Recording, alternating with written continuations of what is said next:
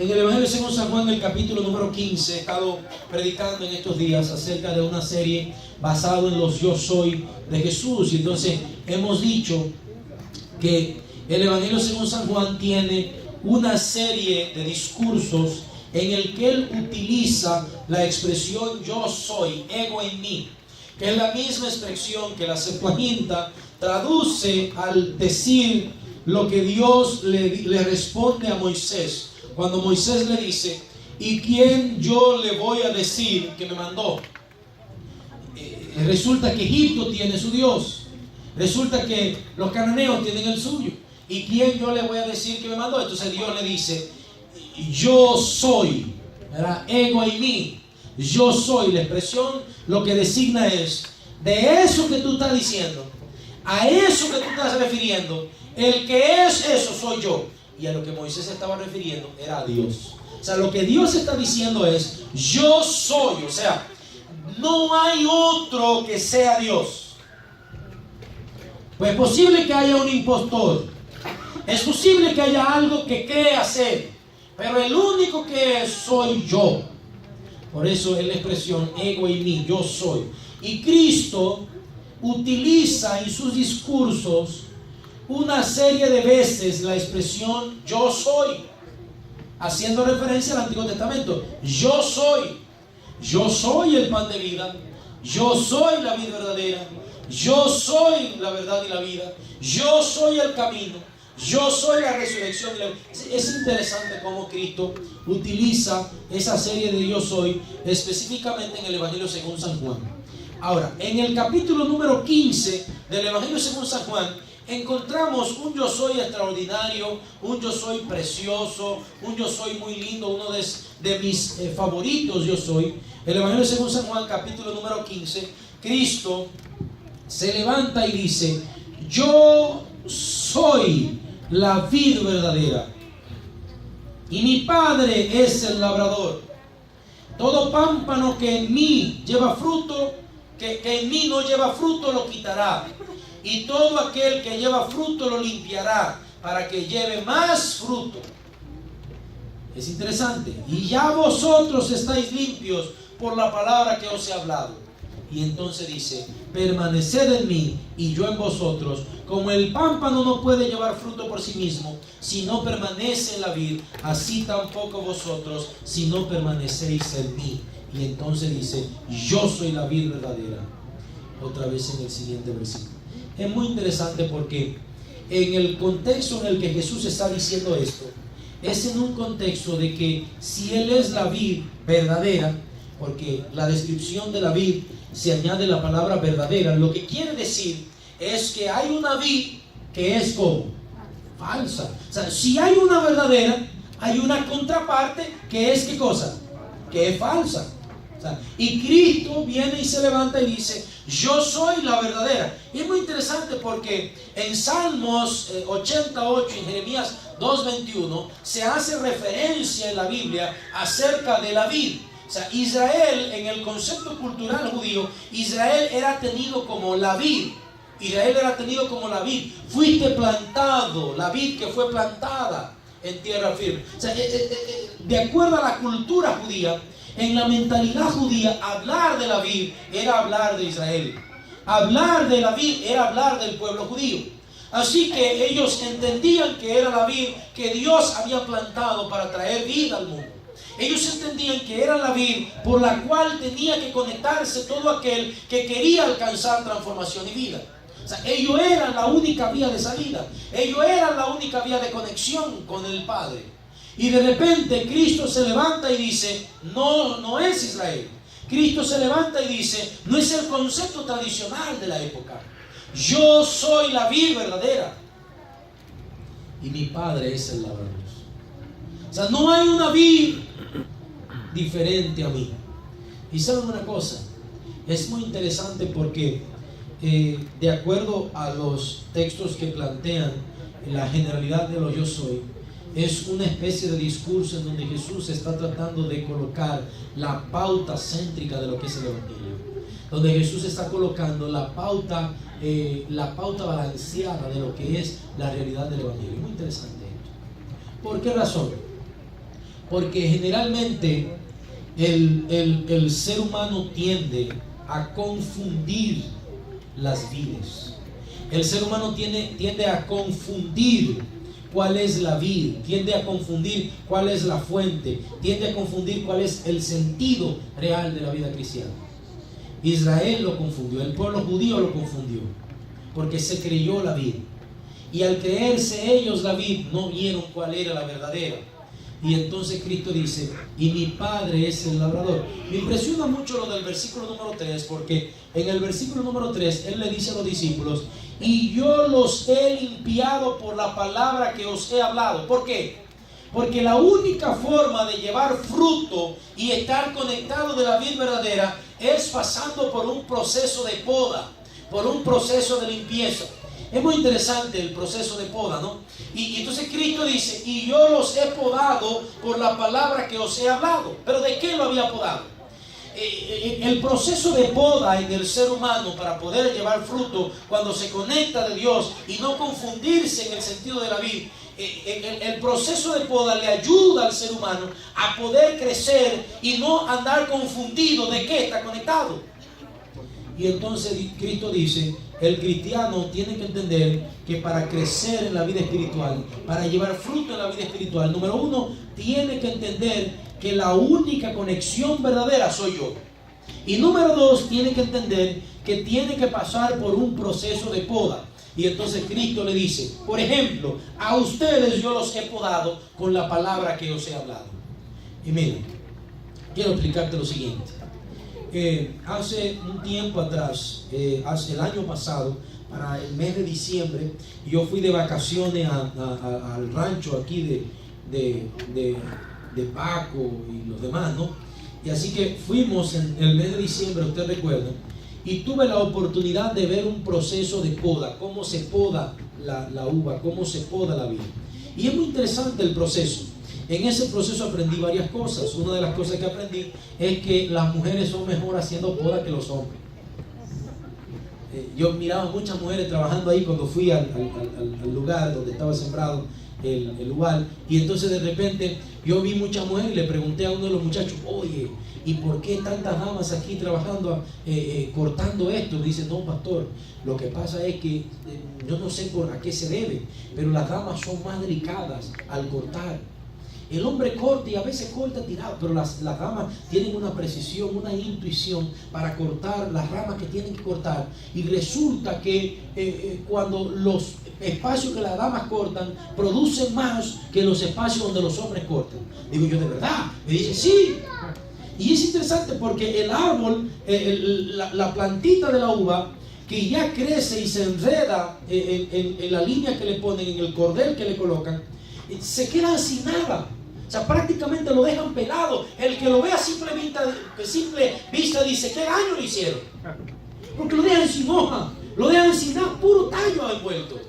Y uno dice, pero ¿y eso va a dar? Bueno, Dios me dio el privilegio de ir hace unas cuantas semanas atrás de día libre. Nos fuimos domingo y volvimos entonces martes en la mañanita. Y entonces vimos ya la uva haciendo la cosecha, la recogida de la uva. Y es interesante porque me dice el mismo que estaba conmigo el año pasado cuando estaban en la poda, me dice, pastor, ¿tú te recuerdas que yo te dije lo de las mujeres? Sí, yo me acuerdo. Y dime, ¿qué pasó? Me dice, mira, pastor, este pedazo lo hicieron solo mujeres y aquel pedazo lo hicieron solo hombres porque queríamos probar.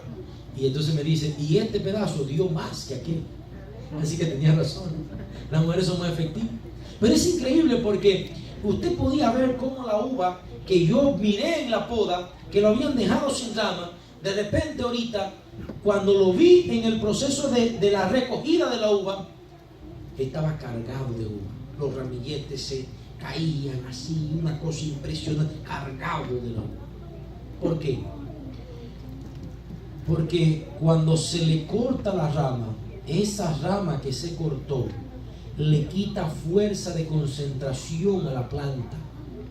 Y hay que quitársela para que toda la concentración vaya hacia el fruto. En la vida cristiana pasa igual. Hay muchas ramas que quitan la concentración de la vida cristiana. Hay muchas distracciones en la vida cristiana. Hay muchas distracciones en la vida cristiana que quitan la concentración de la vida, que quitan la conexión real de la vida, que hacen que la savia elaborada se vaya a otro lugar que no es el fruto, y que hace que el cristiano se concentre en otras cosas que no sea el fruto del Espíritu. Y entonces Cristo dice, por eso el Padre tiene que podar. Por eso el cristiano tiene que pasar por un proceso de poda. Por ejemplo, dice Cristo, a ustedes yo los he podado con la palabra que os he hablado. Es interesante porque la limpieza que Cristo habla que le hace aquí no es una limpieza del pecado, ¿de acuerdo? Porque la palabra de Dios no limpia el pecado, la palabra de Dios te muestra el pecado. Pero ¿quién es que limpia el pecado? La sangre de Cristo Jesús. Y Cristo no dice en el texto, mi sangre te ha limpiado. No. Cristo dice, y ya vosotros, yo los he limpiado. La palabra limpiar realmente es la palabra podar. Yo los he podado por la palabra que os he hablado. O sea, Cristo está hablando de un proceso de poda por la palabra. ¿De qué poda Cristo está hablando? ¿Qué es lo que Cristo le ha quitado? Bueno, lo que Cristo le ha quitado a los discípulos a través de su palabra es la tradición que tenían ellos, que no le dejaban concentrarse en el fruto. Son esos conceptos tradicionales, esos prejuicios que tenían ellos, que no lo dejaban concentrarse en la vid y que no lo dejaban concentrarse en el fruto. Y el problema de la vida cristiana son todas esas cosas que no nos dejan concentrarnos en el fruto. Y entonces Cristo dice, yo los he limpiado por la palabra que os he hablado. Pero ¿qué tradiciones? La primera tradición era creer que la única vida era Israel y creerse la última Coca-Cola en el desierto y creerse que ellos eran lo único. ¿Qué tradiciones Cristo le ha limpiado? La idea de que el sábado no se puede dar más de 1000 pasos, y Cristo ahora le enseña que el sábado es para adorar a Cristo, el sábado es para adorar a Dios, el sábado es para hacer la obra de Dios. Cristo le limpia ese tabú de que el sábado no se puede dar más de 1000 pasos. Porque miren qué es lo que pasa. El problema que ocurre con las ramificaciones en la vida es que te quitan la atención de la savia y se concentran en las hojas que al final no van a producir fruto. O sea, la idea es guardar el sábado. Nota, Dios dice en Génesis, ¿qué hizo Dios con el sábado? Y Dios reposó en el día de reposo. Por tanto, Jehová ¿qué?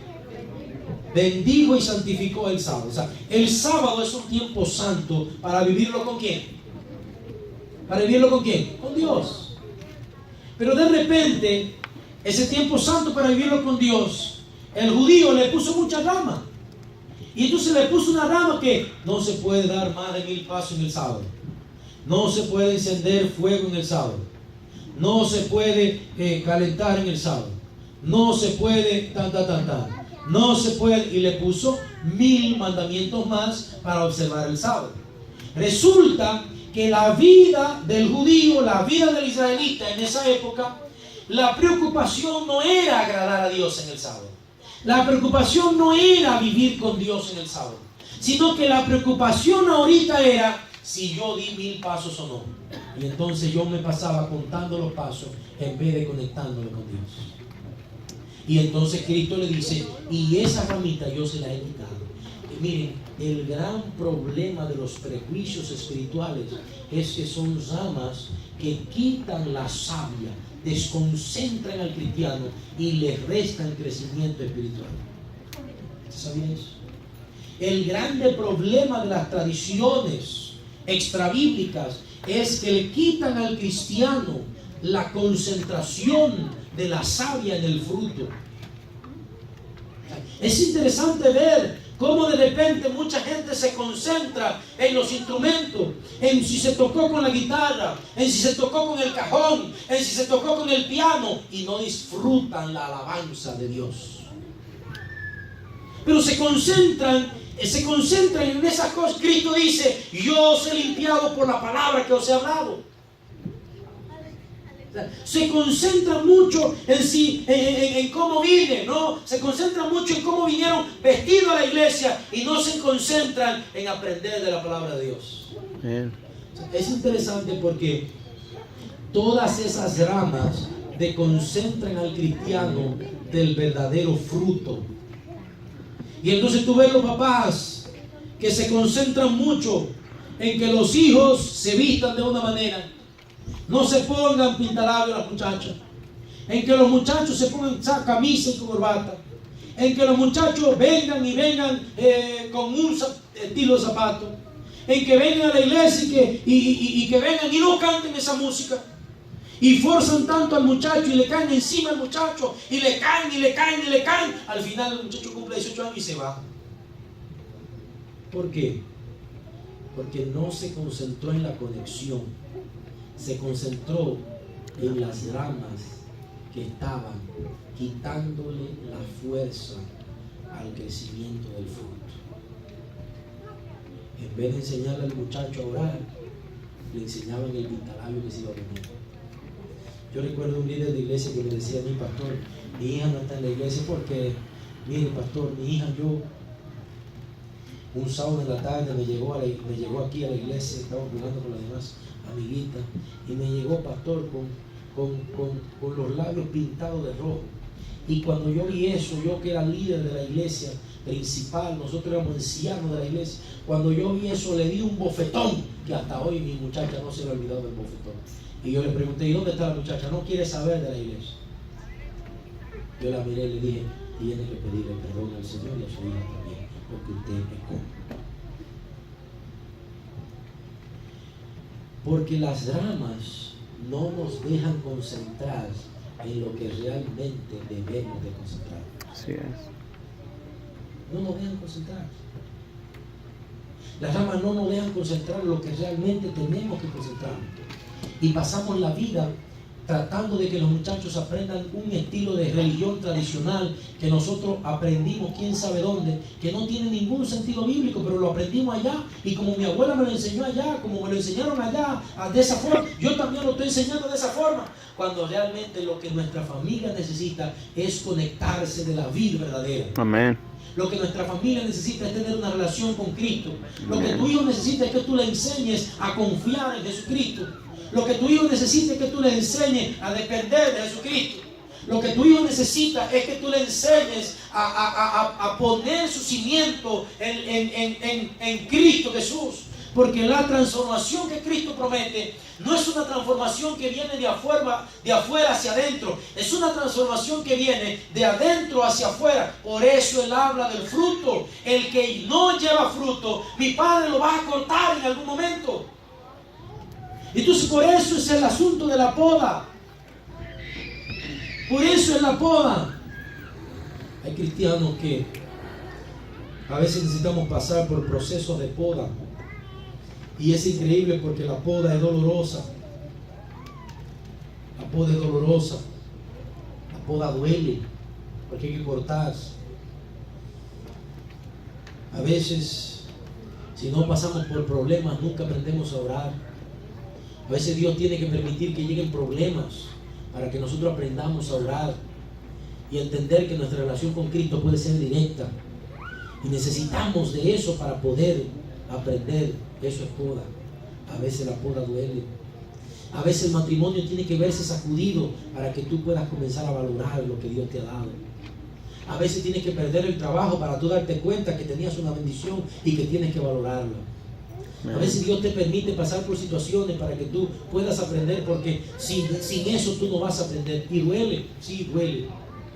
Pero en medio de todo eso, entonces Cristo dice, vosotros estáis limpios por la palabra que os he hablado. Y entonces le dice, permaneced en mí y yo en vosotros. Es interesante porque la palabra permanecer es la palabra meinete. Y la palabra griega meinete lo que quiere decir es mantenerse firme a pesar de lo que ocurra. O sea, una persona que ha pasado por un proceso de poda es una persona que se mantiene firme en la vida espiritual. Es una persona que permanece. Pero es interesante porque Dios sabe que la permanencia en la vida espiritual ocurre a pesar de. Dios sabe que hay dificultades. Dios sabe que la poda duele. Dios sabe que van a venir pruebas a tu vida. Dios sabe que te vas a sentir desanimado. Dios sabe que en algún momento tú no vas a querer continuar. Dios sabe que en algún momento tú no lo vas a querer hacer. Dios sabe que en algún momento tú vas a querer tirar la toalla. Él lo sabe y por eso te dice, a pesar de eso, permanece. Si es lo que yo he aprendido en la vida cristiana es que en el momento cuando no sabemos qué hacer, lo único que hay que hacer es quedarse quieto.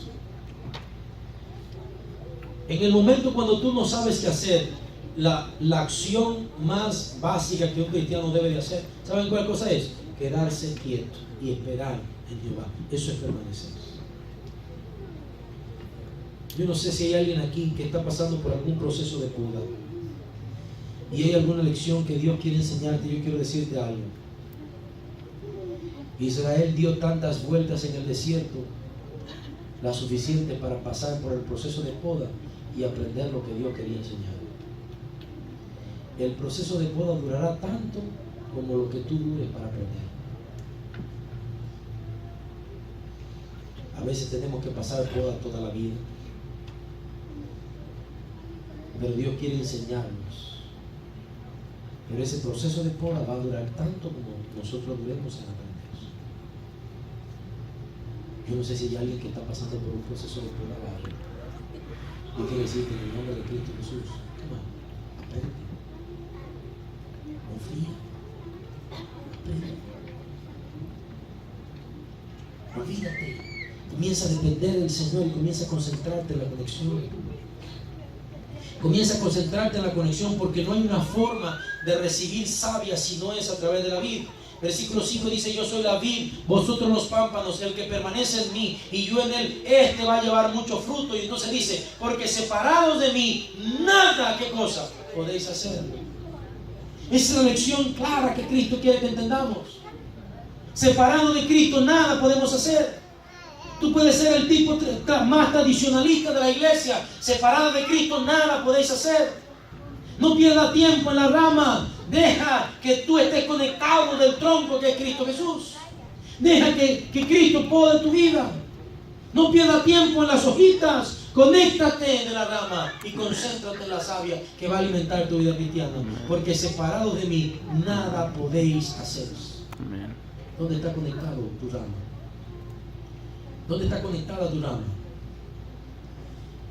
Hay personas que conectan su rama en un estilo de música y entienden que eso es. Hay personas que conectan su rama en un estilo de vestimenta y entienden que así es. Yo quiero decirte en el nombre de Cristo Jesús hoy, permite que todos esos prejuicios y todas esas cosas se quiten y te conectes de Cristo Jesús, que es el único que da vida.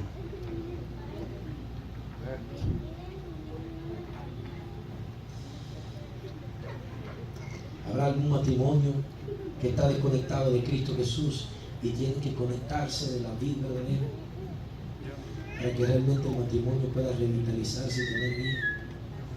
¿De dónde está conectado tú? Habrá alguna persona desanimada que siente que está pasando por un proceso de poda difícil, que no se te es fácil la vida espiritual, siente que te equivocas, que fallas, que cometes errores, que caes una y otra vez en la misma cosa que tú dijiste que no ibas a caer, y fallas y te equivocas, y fallas y te equivocas. Yo quiero decirte en el nombre de Cristo Jesús, ya es hora de conectarse de la vida verdadera. Amén. Y no te preocupes si en algún momento tú fallas. No te preocupes si en algún momento tú te equivocas. ¿Sabes por qué? Porque Cristo dice que Él está ahí para levantar. Amén. Él está ahí para perdonar. Pero tienes que permanecer. ¿Sabes que hay alguien aquí en nuestra iglesia que quiere decirle al Señor: Señor, yo quiero permanecer? No importa la prueba, yo quiero permanecer. No importa la situación difícil, yo quiero permanecer. El problema que estoy pasando, yo quiero permanecer. ¿Tú quieres decir eso al Señor Jesús? Señor, yo quiero permanecer en mi matrimonio.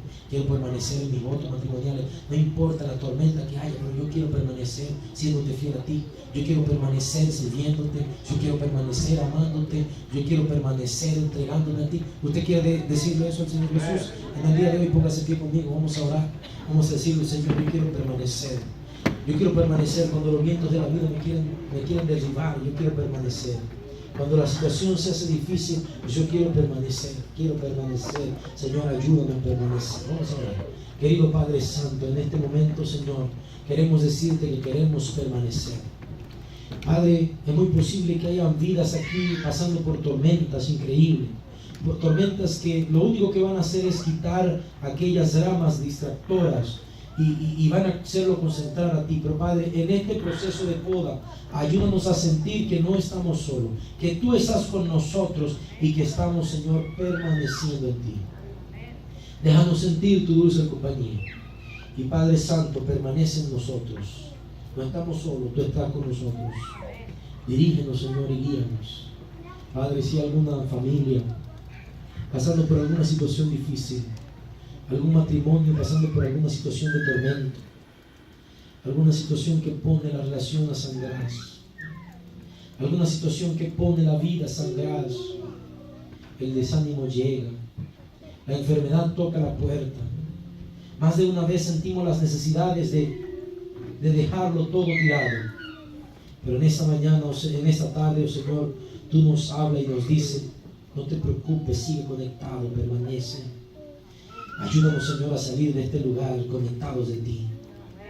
Padre Santo, si en alguna forma hemos estado distraídos de la vida verdadera, si en alguna forma hemos estado concentrados en la ramita, en el prejuicio, en el preconcepto, en el preconcepto tradicional, en el prejuicio tradicional, y eso no nos ha dejado, Señor, alabarte. Eso no nos ha dejado, Señor, vivir para ti. Eso no nos ha dejado en algún momento nosotros estar conectados contigo, porque estamos pendientes de esos detalles que simplemente son una distorsión en la vida espiritual. Simplemente son una distracción en la vida espiritual. Una distracción que drena nuestras energías. Una distracción que drena nuestro estado de ánimo. Una distracción que drena, oh Señor, nuestra motivación en la vida espiritual. Córtalo, Señor, échalo fuera. Límpialo con la palabra que tú nos has hablado. Y que podamos ser gente de la palabra. No de la tradición, sino de la palabra, de la Biblia. Que levantemos la Biblia y solo la Biblia. Que nuestra vida sea regida por la Biblia. Que nuestras acciones sean regidas por la Biblia. No estoy hablando de liberalismo, no estoy hablando estoy hablando, Señor, de hacer tu voluntad de acuerdo a la Biblia. Que tú limpies nuestras vidas de todos aquellos conceptos de prejuicios que drenan nuestra intención, que drenan nuestro ánimo espiritual con la Biblia. Y que levantemos la Biblia en nuestro hogar, que levantemos la Biblia con nuestros hijos, que levantemos la Biblia con nuestras esposas. Y si algo la Biblia no dice, simplemente, oh Señor, quítalo y échalo fuera. Ayúdanos a levantar tu palabra, tu voluntad a través de ella. Y al salir de este lugar, oh Señor, danos seguridad de tu permanencia. En el nombre maravilloso de Cristo Jesús. Amén. Amén.